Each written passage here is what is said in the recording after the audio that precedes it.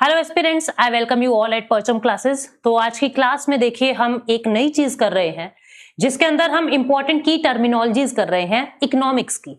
देखिए बहुत सारी आप हाई लेवल की इकोनॉमिक्स पढ़ लेते हैं लेकिन कुछ बेसिक्स क्वेश्चन निकलते हैं कहीं से, कुछ टर्मिनोलॉजी से क्वेश्चन निकलते हैं। जैसे क्वेश्चन के टाइप्स भी मैं आपको बताऊंगी, आपको दिखाऊंगी किस तरीके के सवाल एसएससी पूछ रहा है, सीपीओ पूछ रहा है, सीजीएल पूछ रहा है। तो एक बार कुछ इंपॉर्टेंट की टर्मिनोलॉजीज हम करते हैं, ठीक है, जिससे आपको इकोनॉमिक्स का एक ओवरऑल आइडिया होगा और किस तरीके के ये मिसलेनियस क्वेश्चंस पेपर में आ रहे हैं जो अपने गलत हो जाते हैं। हर कोई पढ़ लेता मॉनेटरी पॉलिसी, फिस्कल पॉलिसी, ये पॉलिसी वो पॉलिसी, लेकिन जो ये बेस है वो कहीं ना कहीं आपका कमजोर रह जाता है। तो इस टर्मिनोलॉजी की क्लास को मैं आप लोगों के सामने लाई हूं, ठीक है। ये सभी के लिए इंपॉर्टेंट होने वाली है। आगे बढ़े उससे पहले आपको हमारी टेस्ट सीरीज के बारे में बता दूं, क्योंकि आपके एग्जाम्स जो हैं वो चल ही रहे हैं और बहुत सारे और एग्जाम आगे आने वाले हैं। सीजीएल की भी डेट्स अनाउंस हो चुकी हैं। तो आपको मैं बता दूं कि परचम क्लासेस ने जीए का कोर्स तो निकाला ही हुआ है, जिसके अंदर हिस्ट्री, ज्योग्राफी, पॉलिटी, इकोनॉमी सब कुछ आपको मिल रहा है रिकॉर्डेड फॉर्मेट के अंदर। जनरल अवेयरनेस का पूरा पैकेज जो है वो आपको मिल रहा है। साथ ही टेस्ट सीरीज भी इंक्लूड कर दी है, यानी कि एसएससी जनरल अवेयरनेस की टेस्ट सीरीज भी आपको हमारी ऐप पर मिलेगी, जिसमें 5500 questions, 220 sectional test, subject wise breakup, tier 1 tier 2 दोनों का ध्यान रखते हुए ये टेस्ट सीरीज हमने बनाई है, ठीक है। डिटेल्ड एक्सप्लेनेशन, रेगुलर अपडेशंस आपको मिलेंगे। आप लोग परचम ऐप पे जाके इसमें एनरोल कर सकते हैं। कोई दिक्कत आता है तो डिस्क्रिप्शन में गिवन नंबर है व्हाट्सएप का, मेल का, वहां पे अपनी क्वेरीज को पूछ सकते हैं। तो अभी शुरू करते हैं कुछ इंपॉर्टेंट चीजों के साथ, देखते हैं क्या है।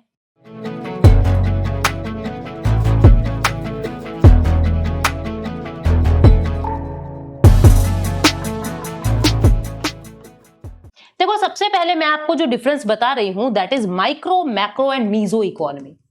Micro, macro and meso economy. अब आप सब लोग इंग्लिश पढ़ते हैं, आपको पता है माइक्रो का मतलब होता है सूक्ष्म यानी छोटा, मैक्रो का मतलब होता है बड़ा यानी कि लार्ज, और मीजो का मतलब क्या होता है इन दोनों के बीच में। तो हर कोई पढ़ता है माइक्रो इकोनॉमी, मैक्रो इकोनॉमी। पहले पता है सिर्फ एक ही ब्रांच थी, इकोनॉमी। कुछ नहीं होता था और कुछ नहीं था, इकोनॉमी। और यूं कहते थे धन के चारों तरफ जब हम बातें कर रहे हैं, वेल्थ के चारों तरफ जब बातें कर रहे हैं, उसको ही इकोनॉमी कहते हैं। लेकिन 1930 के अंदर ग्रेट डिप्रेशन आया। 1930 में ग्रेट डिप्रेशन आता है और John Maynard Keynes, JM Keynes, जिनको फादर ऑफ मैक्रो इकोनॉमी कहते हैं। ये कौन है? Father of macro economy, father of macro economy, ठीक है। इन्होंने एक अलग ही ब्रांच का इंट्रोडक्शन दे दिया जिसको हम मैक्रो इकोनॉमी कहते हैं। तो जीएम कीन्स मैक्रो इकोनॉमी के फादर बन गए, यानी इकोनॉमिक्स की दो ब्रांच बन गई, एक बन गई माइक्रो और एक बन गई मैक्रो। पहले सिर्फ इकोनॉमिक्स ही थी। और इकोनॉमिक्स के फादर आपको पता है, father of economics Adam Smith कहलाते हैं, ठीक है। Father of economy Adam Smith कहलाते हैं, आपको पता है, जिसने वेल्थ नेशन ऑफ थ्योरी दी, यानी कि एडम स्मिथ कहलाते हैं। तो wealth definition of economy Adam Smith देते हैं। कैपिटलिस्ट इकोनॉमी को सपोर्ट करते हैं, लेसस फेयर को सपोर्ट करते हैं। कहते हैं मार्केट के खुद के इनविजिबल हैंड होते हैं, डिमांड एंड सप्लाई, आप बस मार्केट पे ध्यान दो, सरकार मार्केट के बीच में ना बोले। कुछ ऐसी सोच वाले व्यक्ति हैं एडम स्मिथ। लेकिन 1930 में इनकी भी बातों ने इकोनॉमी नहीं संभाल सके। तो जेएम कीन्स आते हैं, जॉन मेनार्ड कीन्स, जो दो ब्रांचेस में इकोनॉमी को बांट देते हैं, माइक्रो और मैक्रो, ठीक है। माइक्रो का मतलब क्या होता है? सूक्ष्म यानी कि छोटा। जब हम छोटे लेवल पे, इंडिविजुअल लेवल पे किसी की बात कर रहे हैं उसको कहते हैं माइक्रो इकोनॉमी। और जब हम बड़े लेवल पे, लार्ज लेवल पे, मैक्रो लेवल पे बात कर रहे हैं तो उसको हम कहते हैं मैक्रो इकोनॉमी। क्या कहते हैं? मैक्रो इकोनॉमी, ठीक है। जैसे फॉर एग्जाम्पल हम बात कर रहे हैं कंज्यूमर बिहेवियर की, तो कंज्यूमर बिहेवियर, हर कंज्यूमर का अलग बिहेव होगा, है ना, हर कंज्यूमर का अलग बिहेव होगा। तो हम क्या कहेंगे? ये तो इंडिविजुअल की बात हो रही है, यानी ये माइक्रो इकोनॉमी का कंसेप्ट है। डिमांड, इंडिविजुअल पर्सन की डिमांड होती है, ठीक है। जब हम इंडिविजुअल की डिमांड की बात कर रहे हैं, यानी छोटे लेवल पे बात कर रहे हैं, मींस माइक्रो इकोनॉमी का कंसेप्ट है। जब हम बात करें नेशनल इनकम, यानी पूरे राष्ट्र की बात कर रहे हैं, पूरे राष्ट्र की बात कर रहे हैं, नेशनल इनकम बड़े लेवल की, मैक्रो लेवल की, ठीक है। हम बात करें इन्फ्लेशन, अब इन्फ्लेशन किसी एक आदमी के लिए तो आएगा नहीं, आएगा तो पूरे देश के लिए आएगा। तो इट मींस इन्फ्लेशन बोले तो वो मैक्रो इकोनॉमी का कंसेप्ट है। जीडीपी, एक आदमी की जीडीपी थोड़ा ना घटेगी बढ़ेगी, जीडीपी तो पूरे देश की होगी। तो जीडीपी भी क्या है, ये भी एक मैक्रो इकोनॉमी का कंसेप्ट है। तो इस तरीके से माइक्रो और मैक्रो जो है दो ब्रांच बनाई गई इकोनॉमी के अंदर। तो आपको पता होना चाहिए माइक्रो इकोनॉमी जो है वो इकोनॉमिक्स के ऑपरेशंस में मदद करती है, कैसे इकोनॉमी चलती है, मदद करती है, कंज्यूमर बिहेवियर कैसा होता है, दुकानदार कैसा बिहेव करे, कंज्यूमर कैसे बिहेव करे, कैसे आप अपने डिमांड सप्लाई को मैच करें, ये सारी चीजें अपने को माइक्रो इकोनॉमी बताती है। डिसीजन मेकिंग लेना हो, प्राइस डिटर्मिनेशन कैसे करें किसी गुड का, सर्विसेज का, कितने तरीके की मार्केट्स हैं, इन सब तरीके की बातें माइक्रो इकोनॉमी में होती है। ठीक है, ये इकोनॉमिक वेलफेयर की बातें करता है। किसकी? माइक्रो इकोनॉमी इकोनॉमिक वेलफेयर की बातें करता है। ठीक है, कैसे आप रिसोर्सेज का एलोकेशन एफिशिएंट तरीके से कर सकते हो, एफिशिएंट तरीके से कैसे आप अपने रिसोर्सेज को बांट सकते हो कि हर इंसान के पास रिसोर्स पहुंचे, इस तरीके की बातें करता है। कुछ माइक्रो इकोनॉमी की बेस पे हम कुछ इकोनॉमिक्स की प्रेडिक्शंस भी लगा सकते हैं। तो माइक्रो मींस छोटा लेवल, ठीक है। उसके बाद मैक्रो इकोनॉमी की बात करते हैं। मैक्रो क्या करता है, यानी एट अ लार्जर लेवल की बात कर रहा है। ठीक है, एक सूटेबल स्ट्रैटेजी बताता है कि इकोनॉमी की बेसिक प्रॉब्लम्स जो हैं, स्कैर्सिटी ऑफ रिसोर्सेज, कैसे हम कम रिसोर्सेज से ज्यादा आउटपुट निकालें, ये जो प्रॉब्लम्स है ये मैक्रो इकोनॉमी सोल्व करेगी। ठीक है, किस तरीके से हमको भविष्य की स्ट्रैटेजी बनानी चाहिए, कैसे स्ट्रैटेजी को डेवलप करना है, इस तरीके की बात मैक्रो इकोनॉमी कर रहा है। ठीक है, और अलग अलग इकोनॉमिक इंडिकेटर्स को की मदद से ये कंपैरिजन भी करता है, जैसे सीपीआई, डब्ल्यूपीआई, ठीक है, आईआईपी, ये सब जो इंडेक्स होते हैं मैक्रो इकोनॉमी के कंसेप्ट हैं और इसकी मदद से हम कंपैरेटिव मोड में इकोनॉमी को समझते हैं। तो यहां आप देख रहे हो John Maynard Keynes, JM Keynes जो है उनको हम फादर ऑफ मैक्रो इकोनॉमी कहते हैं। इस बात को याद रखोगे, 1933 में ये सेग्रीगेशन किया गया था। अब माइक्रो और मैक्रो तो सब पढ़ लेते हैं, लेकिन ये मीजो इकोनॉमी क्या होता है? मीजो का मतलब होता है स्टूडेंट दोनों के बीच का, ना तो बहुत छोटा है ना ही बहुत बड़ा है, ना तो माइक्रो है ना ही मैक्रो है। तो मीजो क्या होता है? इन दोनों के बीच का, यानी इंटरमीडिएट लेवल की बात कर रहा है। किसकी इंटरमीडिएट लेवल की बात कर रहा है? माइक्रो और मैक्रो के इंटरमीडिएट, लाइक ऑटो सेक्टर। ठीक है, ना तो बहुत बड़ा है और ना ही बहुत छोटा है। इंफ्रा ना तो बहुत बड़ा है ना ही बहुत छोटा है। तो ये क्या है? मीजो इकोनॉमी के कंसेप्ट है। तो सबसे पहले हमने माइक्रो, मैक्रो, मीजो पढ़ लिया।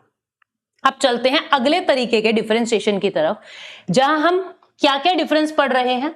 हम पढ़ रहे हैं कैपिटलिस्ट इकोनॉमी, सोशलिस्ट इकोनॉमी और मिक्स्ड इकोनॉमी। ठीक है, आपको पता है इंडिया के अंदर मिक्स्ड इकोनॉमी चलता है और आज के दिन ज्यादातर देश मिक्स्ड पे ही काम कर रहे हैं। Capitalist, socialist, mixed. पहले मैं आपको अपनी वही देसी भाषा में बता दूं, फिर अपन नोट्स पे चलेंगे। पहले समझ लिया कीजिए ताकि चीजें आसान लगने लगे। कैपिटलिस्ट इकोनॉमी क्या कहती है? देखिए, मैं ना आपको एक एग्जाम्पल देती हूँ। फॉर एग्जाम्पल, अपने को क्या करना है, सैनिटाइजर्स बेचने हैं। ठीक है, सैनिटाइजर का एक प्रोडक्ट लेते हैं अपन, ये बेचने हैं। ये सैनिटाइजर अगर कैपिटल मार्केट में बेचना हो तो सबसे पहले इसको बनाने का काम कौन करेगा? कोई प्राइवेट फर्म ही इसका प्रोडक्शन करेगी। इसको बेचेगा कौन? कोई प्राइवेट फर्म ही इसको बेचेंगे। मकसद क्या होगा? Only profit. मकसद क्या होगा? Only profit. फिर पता लगा एकदम से कोरोना आ गया, खुश हो गई कैपिटलिस्ट इकोनॉमी। अच्छा, कोरोना आ गया, फिर तो सैनिटाइजर और बिकेंगे, यानी फिर तो हम इनको और महंगा कर देते हैं। डिमांड बढ़ रही है सैनिटाइजर की, महंगा कर दिया, और डिमांड बढ़ रही है और महंगा कर दिया, और डिमांड बढ़ रही है और महंगा कर दिया। मीन सरकार बीच में नहीं बोल सकती कि तुम एसेंशियल गुड के प्राइसेस को इतना ही रखोगे। एसेंशियल गुड टाइप का कोई मकसद ही नहीं है वहां, लाइक इंडिया में ऐसा कुछ नहीं है। वहां पे सरकार बिजनेस के बीच में नहीं बोलती है। इसको ही कहते हैं लेस इज फेयर। क्या कहते हैं? लेस इज फेयर, यानी कि गवर्नमेंट और बिजनेस का कोई लेना देना नहीं है। इसको क्या कहते हैं? Less is fair, non interference of government in economy. Economy में सरकार नहीं बोलती। प्रॉफिट कमाओ, प्राइवेट ओनरशिप होगा, फ्रीडम है, चूज करो, कोई बिजनेस करो तुम, कोई रुकावट नहीं है, सरकार बीच में नहीं बोलेगी। This is capital market. सारे प्राइवेट प्लेयर्स हैं, सारा प्राइवेट ओनरशिप है, सब कुछ प्राइवेट है। That is capitalist. सोशलिस्ट में क्या होगा? सोशलिस्ट को पता लगे सैनिटाइजर की नीड है, वो गवर्नमेंट कहेगी, एक गवर्नमेंट ओन्ड एंटरप्राइजेस उसका प्रोडक्शन करेगी। ठीक है, इसका प्रोडक्शन करेगी और इसको मे भी क्या पता फ्री ऑफ कॉस्ट बांट दे। इनका मकसद है ही नहीं प्रॉफिट, इनका मकसद है वेलफेयर, कि हमको लोगों का भला करना है, हमको वेलफेयर करना है।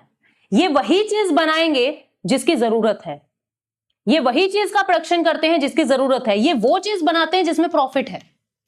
ठीक है, ये नीड नहीं देखते, ये नीड नहीं देखते, ये देखते हैं प्रॉफिट किस में है। सोशलिस्ट वाले देखेंगे नीड किस चीज की है, उस प्रोडक्ट को बना के देंगे। ठीक है, समाजवादी लोग। यहां सरकार का हस्तक्षेप, गवर्नमेंट इंटरफेरेंस मैक्सिमम होता है। सरकार का ओनरशिप है, सब जगह गवर्नमेंट ओनरशिप है, पब्लिक ओनरशिप है। प्राइवेट ओनरशिप आपको या तो दिखेगा ही नहीं, दिखेगा तो बहुत रेगुलेटेड दिखेगा। ठीक है, मिक्स्ड के अंदर क्या है, पब्लिक और प्राइवेट दोनों है। आप एक बात को समझो, अब यही सैनिटाइजर अगर इंडिया में बेचने हो, मिक्स्ड इकोनॉमी में बेचने हो, तो कैसे बिकेगा? कुछ प्राइवेट फर्म्स इसको बना रही होंगी, लेकिन कुछ सरकारी फर्म्स इसको बना रही होंगी। रेट जो है 10 रुपए पर बॉटल से 20 रुपए हुआ, 20 से 100 हुआ, 100 से 500 हुआ। अब सरकार बीच में आ जाएगी कि इसेंशियल गुड में है, आप इसको 200 रुपए से ज्यादा का नहीं बेच सकते। यानी आपने 200 रुपए तक प्रॉफिट भी कमा लिया और 200 रुपए के बाद उसको रिस्ट्रिक्ट करके आपने उसका रेगुलेशन भी कर दिया। यानी प्रॉफिट भी कर रहे हैं और वेलफेयर भी देख रहे हैं। यहां दोनों की सिचुएशन है, पब्लिक काम भी है, प्राइवेट काम भी है। हमें प्रॉफिट भी चाहिए और हम वेलफेयर की तरफ भी देख रहे हैं। हम अनाज चावल बहुत महंगा भी बेच रहे हैं और बिल्कुल फ्री भी दे रहे हैं। अपने यहाँ पे वो हॉस्पिटल्स भी हैं जो बिल्कुल फ्री ऑफ कॉस्ट इलाज कर रहे हैं और वो भी हैं जो 1 लाख रुपए एक रात के रूम का बना देते हैं। यानी कि अपने यहाँ पे हर तरीके की सुविधा, वेलफेयर भी, प्रॉफिट भी। वो मर्जी आपकी है किस सेक्टर के अंदर आप उन सर्विसेज को एंजॉय करना चाहते हो। तो ये है मिक्स्ड इकोनॉमी का कंसेप्ट। तो अब चलते हैं अपने नोट्स पे। आई होप आपको क्लियर हो गया कि ये होता क्या है। मैंने बहुत देसी, बहुत बिल्कुल लेमन टर्म्स में मैंने आपको बताया। अब देखो, कैपिटलिस्ट इकोनॉमी के प्राइवेट ओनरशिप होगा, सब कुछ प्राइवेट है, लैंड प्राइवेट है, कैपिटल प्राइवेट है, मशीनें प्राइवेट है, सब कुछ प्राइवेट है। Freedom of choice and enterprises, आपका मन करे जहां पे जमीन लेके काम करो, कर लो। ठीक है, फ्रीडम है आपको चॉइस करने की, एंटरप्राइज करने की, आपकी मर्जी है। Profit as the main motive, हमको प्रॉफिट कमाना है, कैसे कमाना है, बस प्रॉफिट मैक्सिमाइज करना है। कंपटीशन फ्री है, फ्री कंपटीशन है, बाइंग में, सेलिंग में, जो काम करना चाहे करो, फ्री कंपटीशन है। Price mechanism, market forces demand और सप्लाई के हिसाब से चलेगा। सरकार कुछ नहीं बताएगी कौन चीज कितने की है। जिसकी डिमांड ज्यादा उसके प्राइस ज्यादा, जिसकी डिमांड कम उसके प्राइस कम। ये प्राइस मैकेनिज्म है। रोल ऑफ गवर्नमेंट मिनिमम है, रोल ऑफ गवर्नमेंट मिनिमम है। सिर्फ बेसिक सर्विसेज देगी गवर्नमेंट, तो like defence, public health, education, बस वो भी बहुत लिमिटेड रोल है सरकार का। इनइक्वालिटीज ऑफ इनकम जो है वो देखी जाती है। ठीक है, यहां पे देखी जाती है। रिच और रिच हो रहे हैं क्योंकि उनके पास निवेश करने के लिए पैसा है, गरीब और गरीब हो रहा है। यानी कि इनइक्वालिटीज कैपिटलिस्ट इकोनॉमी में ज्यादा देखी जाती है। ये तो थी कैपिटलिस्ट के फीचर। अभी बात करते हैं सोशलिस्ट के। जितना भी मीन्स ऑफ प्रोडक्शन हो रहा है, जितनी भी फैक्ट्री है, मशीनें हैं, सब पब्लिक ओनरशिप, सरकार का ओनरशिप है, सरकार का स्वामित्व है। सेंट्रल प्लानिंग, जितने भी मेजर डिसीजन लेंगे वो टॉप टू डाउन मैनर में लेंगे। यानी कि फॉर एग्जाम्पल सेंट्रल गवर्नमेंट बताएगी स्टेट को, स्टेट बताएगा फिर नीचे, इस तरीके से टॉप टू डाउन अप्रोच रहेगा। मैक्सिमम सोशल बेनिफिट्स की तरफ ये ध्यान देंगे। कंपटीशन कुछ होगा ही नहीं क्योंकि सारा काम सरकार कर रही है। एब्सेंस ऑफ प्राइस मैकेनिज्म, कोई मार्केट फोर्सेस डिमांड सप्लाई का खेल नहीं है। जिस चीज की नीड है सरकार इंस्ट्रक्शन देगी, ये चीज बनाओ, और वही चीज आपको बनानी पड़ेगी। कोई प्राइस मैकेनिज्म डिमांड सप्लाई पे नहीं होता। इक्वालिटी का इनकम है, इनकम में इक्वालिटी है। क्यों? क्योंकि सरकार का ओनरशिप है। ऐसा नहीं है कि इसके पास तो इतनी सारी प्रॉपर्टी और इसके पास तो कुछ भी नहीं है। इक्वालिटी है, अपॉर्चुनिटीज की, इनकम की, क्लासलेस सोसाइटी होगी। यानी कि ऐसा नहीं है ये रिच वर्ग है, ये पुअर वर्ग है, ऐसा नहीं है, क्योंकि सबकी आय इनकम है तो क्लासलेस होगा। ठीक है, now let us move to mixed economy. Mixed economy क्या कहता है? मिक्स्ड इकोनॉमी कहता है कि मीन्स ऑफ प्रोडक्शन या ओनरशिप जो है वो पब्लिक के हाथ में भी है और प्राइवेट के हाथ में भी है। एक हिस्सा पब्लिक, एक हिस्सा प्राइवेट। ठीक है, दोनों को एग्जिस्टेंस में रह रहे हैं। अभी मैंने आपको बताया ना, सरकार और प्राइवेट दोनों लोग मिलके काम कर रहे हैं, को एग्जिस्टेंस में रह रहे हैं। इकोनॉमिक प्लानिंग जो है पब्लिक और प्राइवेट सेक्टर दोनों लेवल पे होती है कि हमको प्रॉफिट कैसे कमाना है वो भी बताएंगे और हमको वेलफेयर कैसे करना है उस बात पे भी चर्चा होगी। ठीक है, सॉल्यूशन इकोनॉमिक प्रॉब्लम्स का, कितना लेना है कितना नहीं। स्टेट का इंटरवेंशन होता है पर लिमिटेड। ऐसा नहीं है स्टेट सब कुछ ही रेगुलेट कर रहा और ऐसा नहीं है स्टेट ने बिल्कुल फ्री छोड़ दिया। ठीक है, तो कुछ मतलब सुहाता सा काम है, अगर मैं कहूं तो लिमिटेड सा काम है। फ्रीडम एंड कंट्रोल, यानी कि क्या कह रहा है, the state has the ultimate control over how much freedom the private sector will enjoy. Private sector will enjoy freedom, yes of course, लेकिन कितना फ्रीडम एंजॉय करेगा ये बात सरकार बताएगी। सरकार के कानून है, आपको पता है लेबर लॉज बने हुए हैं, आपको पता है अपने रजिस्ट्रेशंस करवानी पड़ती है, कोई एमएसएमई है, कोई कुछ है, कोई रत्ना स्टेटस है, तो कितना फ्रीडम आपको मिलेगा ये बात सरकार बताएगी, पर फ्रीडम जरूर मिलेगा। ठीक है, तो ये फ्रीडम एंड कंट्रोल की बात थी। ये हमने पब्लिक कैपिटलिस्ट, सोशलिस्ट और मिक्स्ड इकोनॉमी देखा। पहले माइक्रो, मैक्रो, मीजो देखा। नाउ अब हमने पब्लिक देखा, कैपिटलिस्ट देखा, सोशलिस्ट देखा और इकोनॉमिक देखा। अब एक और कंसेप्ट, एक और टॉपिक आप देखते हो, बिहेवियरल इकोनॉमी क्या होता है। बिहेवियरल इकोनॉमी, इसमें क्या होता है, ये वो स्कूल ऑफ थॉट है, यानी ये वो क्षेत्र है, ये स्कूल ऑफ थॉट, ये वो स्कूल मत सोचना जो हम बैग टांग के ऐसे स्कूल चले हम करते थे। This is not that school. School का मतलब विचार, ये उन वर्ग का विचार है which chooses the method and learning of various field to study the economic behaviour of people and influence the same. मतलब कि इसके अंदर क्या पढ़ाई की जाती है, इसके अंदर किस चीज पे ध्यान दिया जाता है, कि ये वो फील्ड है इकोनॉमी का जिसके अंदर आप इकोनॉमिक्स बिहेवियर कैसा है लोगों का, लोग क्या सोचती है अर्थव्यवस्था के बारे में, लोगों के क्या विचार है किसी प्रोडक्ट को बनाने या बेचने के बारे में, लोग क्या चाहते हैं और किस तरीके से प्रभावित होते हैं, या उनकी बातों को कौन प्रभावित कर रहा है, यानी कि बिहेवियर की बात करता है ये, लोगों के बिहेवियर की बात इकोनॉमी से रिलेटेड। ठीक है, तो ये बिहेवियरल इकोनॉमी होती है। जो रिचर्ड थेलर थे, जिनको नोबेल प्राइज भी मिला इकोनॉमी में 2017 में, रिचर्ड थेलर, वो कहते थे कि बहुत सारी एनोमलीज है, बहुत सारी प्रॉब्लम्स हैं, बहुत सारी त्रुटियां हैं लोगों के बिहेवियर में, जिसको आप जो एग्जिस्टिंग रैशनल थ्योरीज हैं उनसे आप बता ही नहीं सकते, क्योंकि लोगों की सोच बदल रही है, समय बदल रहा है, लोगों की सोच बदल रही है। तो आप पुराने वाली थ्योरीज से आप आजकल के बिहेवियर को बता ही नहीं सकते। तो जो रिचर्ड थेलर हैं, उनको नोबेल प्राइज भी मिला है इस फील्ड में 2017 में, तो वो इससे जुड़े हुए हैं और वो कहते हैं कि हमको और स्टडी की जरूरत है बिहेवियर इकोनॉमी के फील्ड में। उसके बाद नेक्स्ट जो है that is green economy. Green economy क्या होता है, ये एसएससी ने पूछ भी लिया था। ग्रीन इकोनॉमी क्या होता है स्टूडेंट्स, ग्रीन से नाम समझ आ रहा है, ग्रीनरी, यानी कुछ इकोलॉजी, इको फ्रेंडली, एनवायरमेंटल चीज है ना। तो ये वो स्कूल ऑफ थॉट है जिसके अंदर हम क्या करते हैं कि लैंड, एयर, वाटर पॉल्यूशन, भाई आपको कोई बिजनेस करना है, फॉर एग्जांपल आपको कोई बिजनेस करना है, अब जब हम बिजनेस कर रहे हैं तो लैंड भी पॉल्यूट हो रही है, हमें पता है, सॉइल भी पॉल्यूट हो रही है, वाटर भी पॉल्यूट हो रहा है और एनवायरमेंट भी पॉल्यूट हो रहा है, हमको पता है इस बात का। लेकिन कितना कॉस्ट लग रहा है, फॉर एग्जाम्पल कितना लैंड डिटीरियोरेट कर रहे हो आप, कितना आपकी वजह से एनवायरमेंट पोल्यूट हो रहा है, कौन सा बिजनेस कितने एनवायरमेंट को नुकसान पहुंचा रहा है, ये सारी चीजों का अध्ययन करना, ये सारी चीजों की स्टडी जो है ग्रीन इकोनॉमी कहलाती है। ठीक है, it warns us about growth that is unsustainable that causes productivity losses. क्या कह रहा है ये, कह रहा है कि ये क्या कहता है, कहता है अगर आप धरती पे बहुत ज्यादा तहलका मचा देंगे, अगर मानव जाति, मनुष्य जाति धरती पे बहुत ज्यादा एक्सप्लॉयटेशन कर देगा तो आप अनसस्टेन रह जाएंगे, आप सस्टेन नहीं करेंगे। आज आपने पैसा कमा भी लिया तो क्या, पर कितने साल तक तुम जीवित रहोगे, कोई कोरोना टाइप की बीमारी आएगी और तुम्हारा पैसा धरा का धरा रह जाएगा। बचाते रहना, पैसे को हाथ लगाते तो तुम बीमार हो जाओगे, कोविड आ जाएगा तुम में।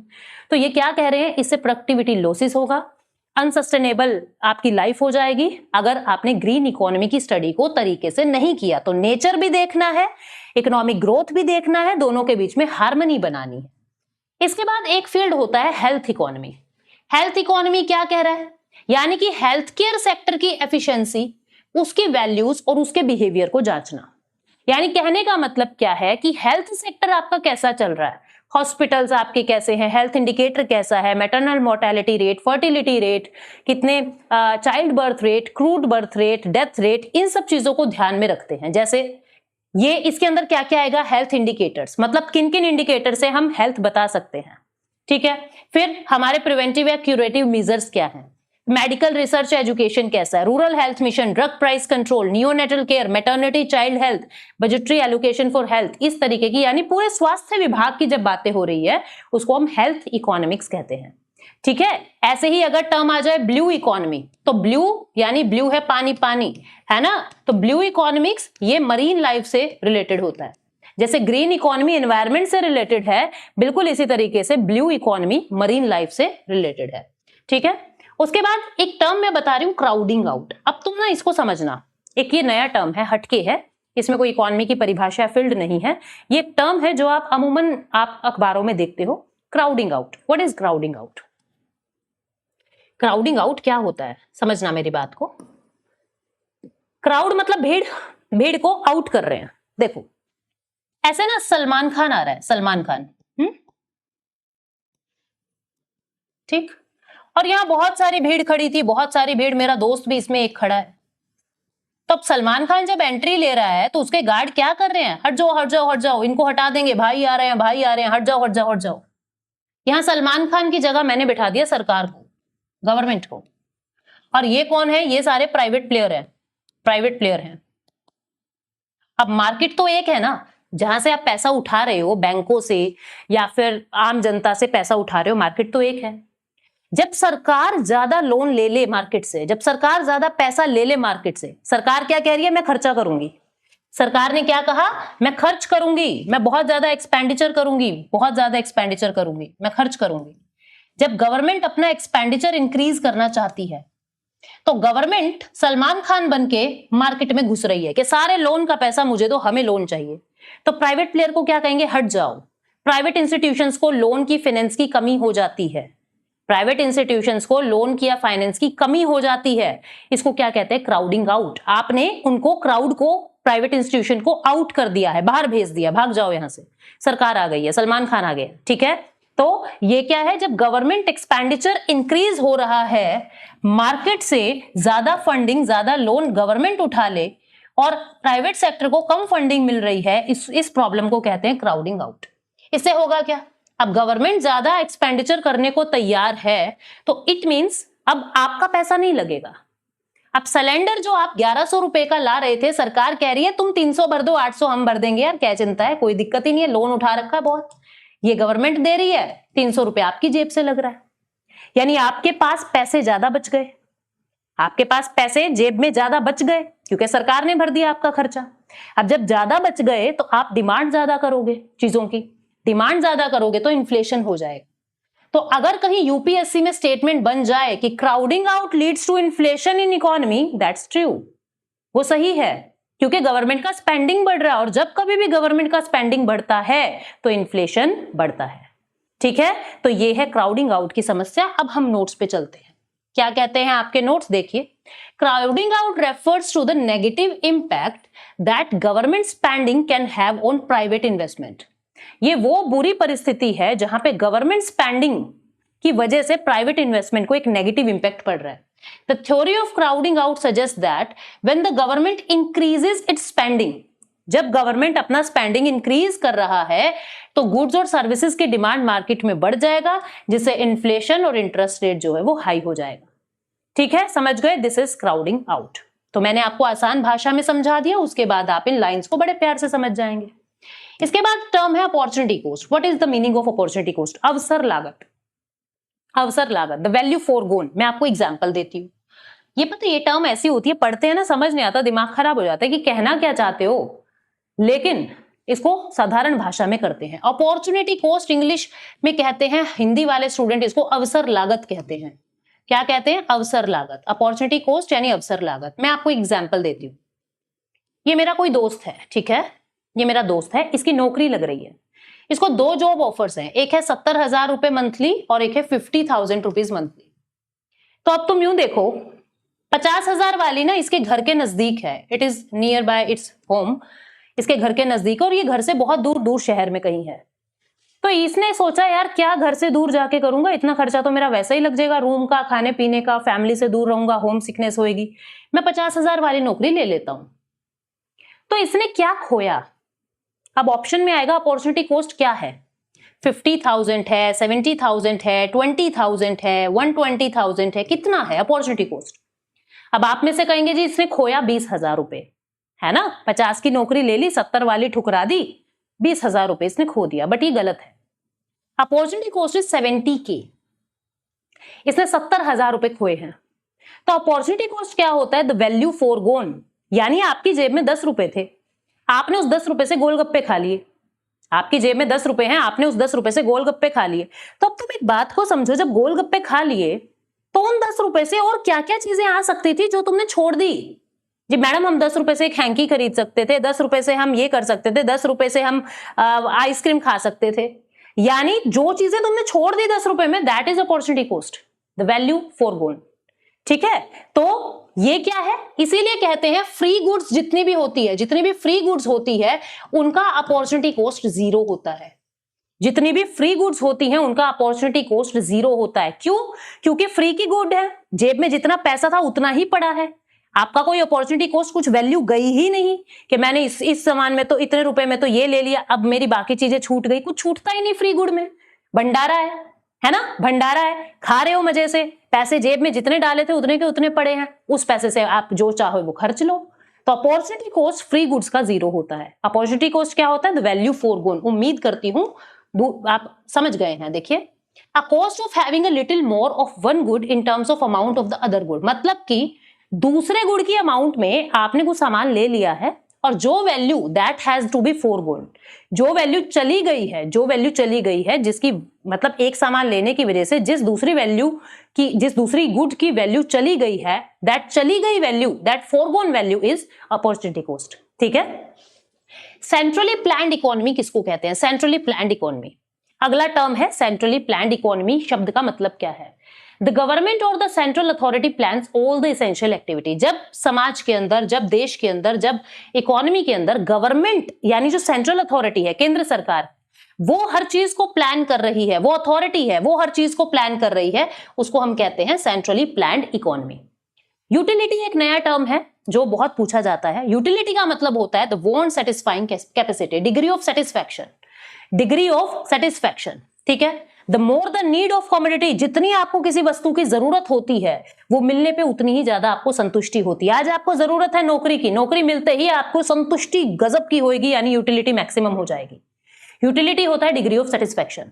तपतपाती धूप में बाहर से आ रहे हो, ठंडा ठंडा पानी का गिलास मिल गया है, degree of satisfaction is maximum. Utility बहुत गजब की, यानी यूटिलिटी क्या होता है? Degree of satisfaction. लेकिन किसी भी एक चीज का without changing it's nature, without changing anything, अगर आप किसी भी एक गुड का, किसी भी एक सर्विस का बार बार यूज करी जा रहे हो तो यूटिलिटी आपकी नेगेटिव में चली जाती है।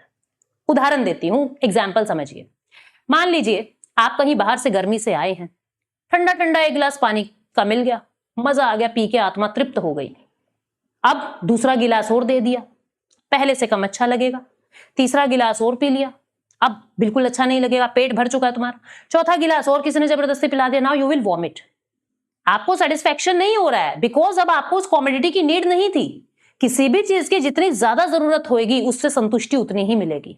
ठीक है। इसीलिए कहते हैं कि कोई अगर फर्स्ट अटेम्प्ट में पेपर निकाल देता है यूपीएससी का, तो उनको उस चीज की उतनी कद्र नहीं है जितना जो बेचारा जो 5वें अटेम्प्ट में जाके निकाले, क्योंकि उसको उस चीज की भूख बढ़ती जा रही थी हर बार। तो उसका यूटिलिटी जब 5th टाइम में जब उसका क्रैक होएगा वो एग्जाम, तो यूटिलिटी बहुत हाई होगी। ठीक है। अब नेक्स्ट टर्म है मार्जिनल यूटिलिटी किसको कहते हैं? देखो, मार्जिनल का मतलब ही होता है स्टूडेंट एक्स्ट्रा। मैंने बार बार बताया है, लेक्चर्स में भी बताया है, हर तरीके से बताया है। मार्जिनल का मतलब क्या होता है? एक्स्ट्रा।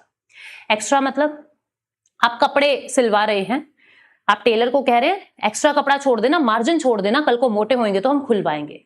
एक्स्ट्रा, मार्जिनल का मतलब होता है एक्स्ट्रा। तो यूटिलिटी क्या होता है? मार्जिनल यूटिलिटी क्या होता है? एक और एक्स्ट्रा यूनिट कंज्यूम करने से आपको कितना एक्स्ट्रा सेटिस्फैक्शन मिल रहा है। फॉर एग्जाम्पल, आपने 5 केक खा लिए। आपने क्या किया? आपने 5 केक खाए। 5 केक खाने से मान लीजिए 20 यूटिल्स आपको सेटिस्फैक्शन मिल रहा है। यूटिलिटी को दिखाते हैं यूटिल्स में, 20 यूटिल्स आपको सेटिस्फैक्शन मिल रहा है। अब आपने छठा केक और मंगवा लिया, उस छठे केक से, उस 1 एक्स्ट्रा यूनिट से आपको और कितना सेटिस्फैक्शन हुआ है, चाहे कम चाहे ज्यादा, चाहे कम चाहे ज्यादा, कितना आपको सेटिस्फैक्शन हो रहा है, दैट इज मार्जिनल यूटिलिटी। ठीक है। 1 एक्स्ट्रा यूनिट ऑफ कंजम्पशन से it is the change in total utility. Total utility में कितना चेंज आया 1 एडिशनल यूनिट ऑफ कमोडिटी को कंज्यूम करने से, इसको कहते हैं मार्जिनल यूटिलिटी। ठीक है। तो ये कुछ आज की टर्म्स थी जो मैं आपको बताना चाह रही थी। अब देखो सवाल कैसे पूछ लिया था एसएससी ने इस तरीके की बातों से। Which branch of economy deals with the depletion of natural resources, stock and pollution which are a result of rapid economic development. आपको बताना है इन 4 ऑप्शंस में से क्या सही है। Environmental economics, developmental economics, international economics, public economy. तो आपको इसका आंसर कमेंट सेक्शन में करना है और मुझे पूरी उम्मीद है आप बहुत आराम से इसका आंसर कर देंगे। क्वेश्चन को पढ़ के, हिंदी में भी है, अंग्रेजी में भी है, क्वेश्चन को पढ़ो और इसका आंसर करो। ठीक है स्टूडेंट्स, तो मिलेंगे नेक्स्ट सेशन के अंदर कुछ और इंपॉर्टेंट टर्मिनोलॉजी या कुछ और बेहतरीन सा सेशन लेके। So thank you so much, take care, bye bye.